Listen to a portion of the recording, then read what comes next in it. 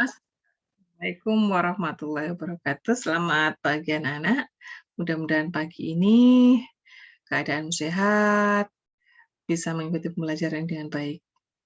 Kali ini pembelajaran cerpen kita berlanjut. Sebelumnya kalian kan sudah mencari cerpennya, lalu sudah membaca cerpen milik teman, sudah mencoba mencari ide cerpen. Yang belum segera mencari ya. Dan ini sekarang saya bacakan cerpennya untuk menambah bahan. Barangkali nanti akan memunculkan ide membuat cerpen. Cerpen kali ini berjudul Foto Tak Berbingkai, karya Mahwi Air Tawar, seorang cerpenis nasional. Kita mulai. Pagi belum terang benar ketika itu, tapi tangis pertamamu yang kudengar dari kandang kambing membuat salatku tak khusyuk. Aku bergegas ke kandang. Betapa aku tak percaya. Terkesiap sekaligus gembira ketika tahu tubuh mungil yang terbungkus kain kafan itu adalah kamu. Kamu yang masih balita. Aku akan membawamu sembari berteriak dan berkabar kepada seluruh penduduk desa.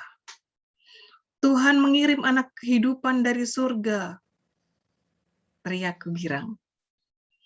Pagi itu aku merasa lebih bergairah, damar penyamaku kembali berdenyar. Bagaimana tidak? Sejak suamiku meninggal, hidupku terasa tiada berguna. Anakku pergi konon ke kota mencari kerja. Hidupku benar-benar sebatang kara. Hanya kepada beberapa ekor kambing aku berbagi suka duka. Bila hari naik sepenggalah, aku pun berkeliling kampung desa mencari orang yang butuh jasaku sebagai tukang pijit. Tapi sejak itu, alangkah riang tak kepalang, seseorang tanpa diminta. Tuhan, alangkah baiknya. Berkenan mengirim makhluknya. Sirnalah kesepian, enyahlah keluh, tiap malam sepulang dari berkeliling kampung desa dan tiba di rumah, hanya bersambut suasana lengang dari ambang. Namun sejak kehadiranmu, aku tidak perlu lagi berkeliling kampung desa hanya sekadar membuang sepi, mencari sesuap nasi. Kini di usiamu yang memasuki ke-7, betapa pemurahnya Gusti Allah. Segalanya menjadi mudah, kekayaan, teman, terlebih penghormatan dari orang kampung desa. Tidak. Sekarang aku tidak perlu lagi mendatangi mereka. Cukup bagiku duduk di atas tikar menunggu tamu datang, tentu dengan oleh-oleh uang dan beras. Mula-mula kami mendatangi rumah mereka dan mendengar apa yang mereka bicarakan. Tiap kali bertemu, ibu selalu berkata bahwa kelahiranku adalah mukjizat dan istimewa. Lihat sepasang matanya bening, seperti telaga. Pada lain kesempatan ibu akan berkata, lihatlah anakku selendang itu, bisiknya sambil menunggu selendang yang tergantung dalam ranjang kurung. Hingga kini aku tak kunjung mengerti apa yang aku lakukan. Ibu menganggapku istimewa. Setiap kali ibu hendak memijat pasiennya atau perempuan yang sedang mengandung terlebih dahulu, ibu melirik kepadaku. Seakan meminta petunjuk bagian mana kira-kira pasiennya itu akan dipijit. Aku pun menunjuk salah satu bagian anggota tubuh dan ibu segera mengikuti petunjukku. Tak jarang pula kepada ibu yang sedang hamil atau selalu menganjurkan agar mereka berbangga hati karena akan segera melahirkan anak laki-laki. Atau pada saat detik-detik proses melahirkan, aku memberinya segelas air putih dan selesai minum air yang kuberikan, segala urusan baik yang melahirkan maupun yang sakit biasa mendadak sembuh. Aku menjadi pusat perhatian orang-orang, bukan hanya perempuan yang sedang mengandung, tetapi para pedagang, lelaki yang bekerja sebagai pelayan, nelayan, petani nyaris setiap hari terus berdatangan dengan membawa sebotol air putih, memintaku agar mau menolong, agar usaha dan cita-citanya cepat terkabul. agar segera keluar dari kesulitan. Benar saja, apa yang kulakukan menjadi kenyataan hingga ibuku berhenti berkeliling kampung desa. Ia semakin sibuk melayani tamu-tamu yang datang.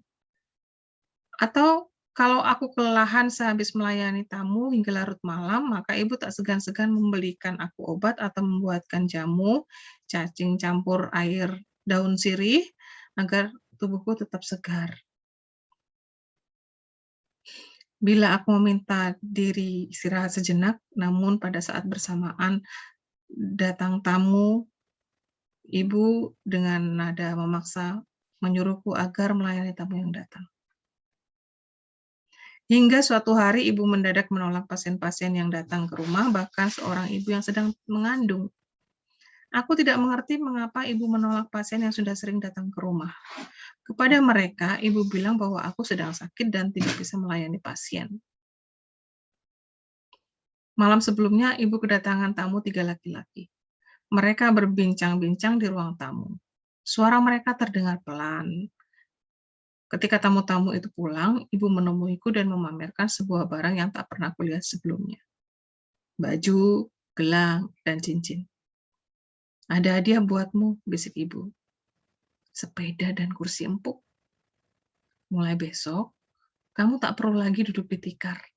Kursimu empuk, hadiah dari calon pemimpin, kata ibu bangga.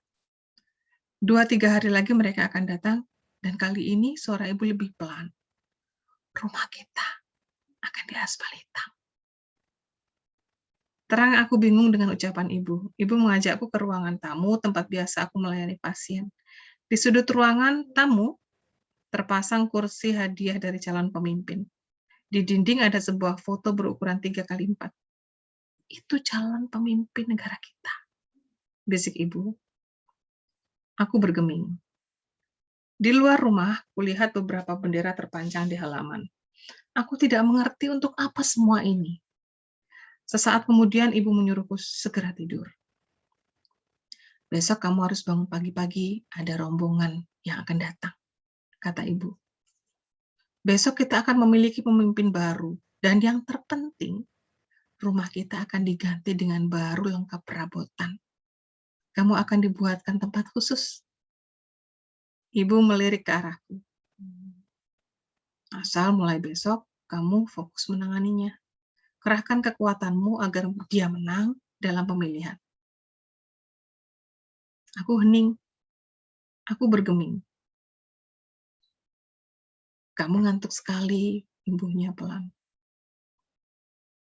Aku memandang pemandangan lain dari ruangan tamu.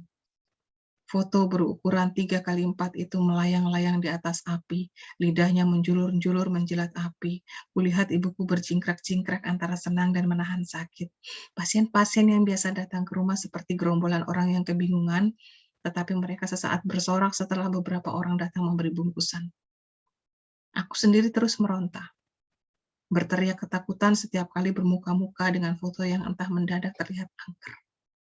Aku terjaga dan berteriak. Apa pemimpin negara itu, Bu? Itu yang kulupa. Besok kutanya dia, kata ibu bingung. Hening. Aku tak mengerti dan bingung dengan penjelasan ibu dan arti pemimpin negara. Terpaku menerawang ke langit-langit dan sesekali melirik ke arah jendela yang membingkai langit malam. Yogyakarta, Jakarta. Nah, itu tadi anak-anak sudah saya bacakan cerpen, mohon maaf bila tidak terlalu bagus. Kita akan belajar membaca cerpen dengan lebih baik di kesempatan yang lain. Dan berikutnya saya berharap dari membaca cerpen ini, setelah membaca cerpen, kalian menemukan ide baru untuk menulis cerpen yang akan kita lakukan di kesempatan berikutnya. Terima kasih atas perhatian kalian. Mohon maaf bila ada kekurangan. Wassalamualaikum warahmatullahi wabarakatuh.